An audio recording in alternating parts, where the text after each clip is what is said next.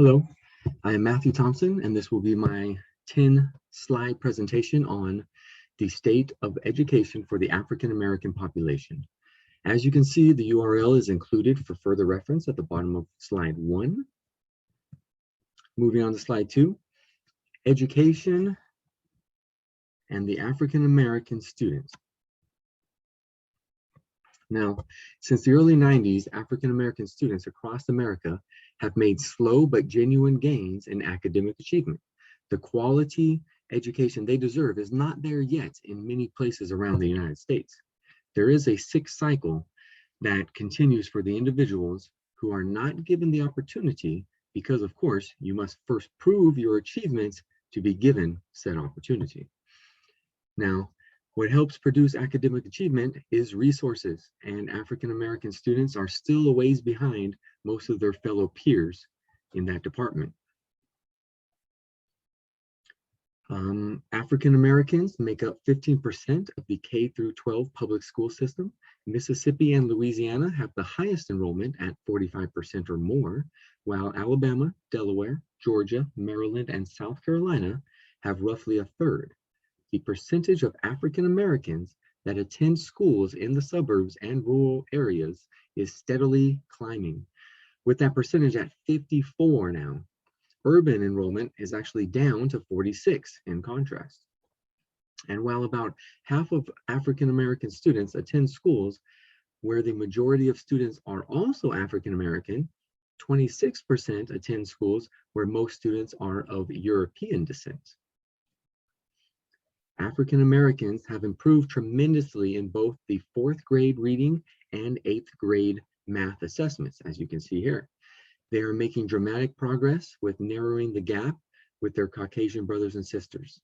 The reason these two tests that the NAEP, which is the National Assessment of Educational Progress, designed are so critical is that a strong literacy background and a firm grasp of logical math are great predictors of a student's academic well-being going forward in the future. It should also be noted that the percentage of 8th graders who lack basic math skills has fallen from 81% to less than half. And for the 4th grade math assessment, that percentage has fallen as well, from 69% to 50%.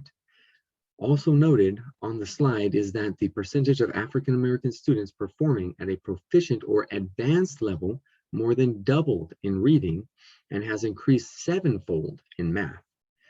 This may still be far too few African American children at these levels of proficiency, but it is trending up. Unfortunately, even with such great strides being taken and despite the gap narrowing, African American students still trail behind their Caucasian peers on the NAEP assessments. As you can see, the graphs show nearly an inverse of African American below basic and Caucasians proficient or advanced placement. Caucasians are nearly 3 times as likely to be proficient in reading or math as African Americans are. Obviously, there is still more that needs to be done to improve and increase the number of opportunities African Americans are given. The numbers of individuals taking the ACT, SAT, and AP exams among the African American population has increased to record highs. This number could rise substantially if and when the schools who serve them offer AP courses in all the 4 major disciplines of English, math, social studies, and science. The ACT Foundation found that only 1 in 20 African American graduates meet all 4 benchmarks related to success in the first year of college courses, a number that must be improved upon. The first year greatly dictates if a student continues their academic endeavors, drops out, or possibly joins the military, where there is a better chance of acceptance at the 60% range. Now, it is not just a school's issue, but culture and social norms play substantial roles. Learning starts when you are born, not just when you enter the school environment. Differences in children entering school are also of great importance because catching up is always harder than keeping up. This catching up African American children sometimes need to make is exacerbated by the inequitable and insufficient opportunities to them for learning. As mentioned earlier, not all schools offer adequate availability and variety of AP courses, which cause some portion of the 70% of African Americans that are eligible to take an AP math course to not take one. It might not be available. There again, the achievement is there for them to take, but it lacks the opportunity for them to excel. Overall, African American students are enrolling in college in larger numbers. High school graduates enrolling in college the following fall have increased to 62%. This is promising. More African Americans are likely to start their higher education at community colleges or for-profit colleges and need to transfer to a four-year university than Caucasian students. 40% of African Americans receive a degree compared to 63% of Caucasian students. And of those enrolled at a two-year institution, Caucasian students are twice as likely to transfer to a four-year college. Something needs to be done there. Now, some states and large cities are outperforming the others to startling degrees. African American students in Massachusetts are 4 times more likely to be proficient in math than students in Mississippi and Alabama. 25% of African American fourth graders in Charlotte, North Carolina read at a proficient or advanced level, compared to just 6% in Cleveland, Ohio.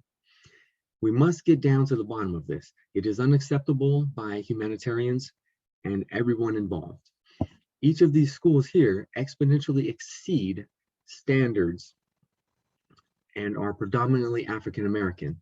The schools that you see at number 3 are George Hall Elementary School in Mobile, Alabama, Arcadia Elementary School in Olympia Fields, Illinois, Elmont Memorial High School in Elmont, New York. Now, each of these are highly successful, and that of course begs the questions of what they are doing differently than other schools. Now, becoming a college graduate will become contagious, and it will ensure the propagation of future scholastic success. This is bigger than you as an individual.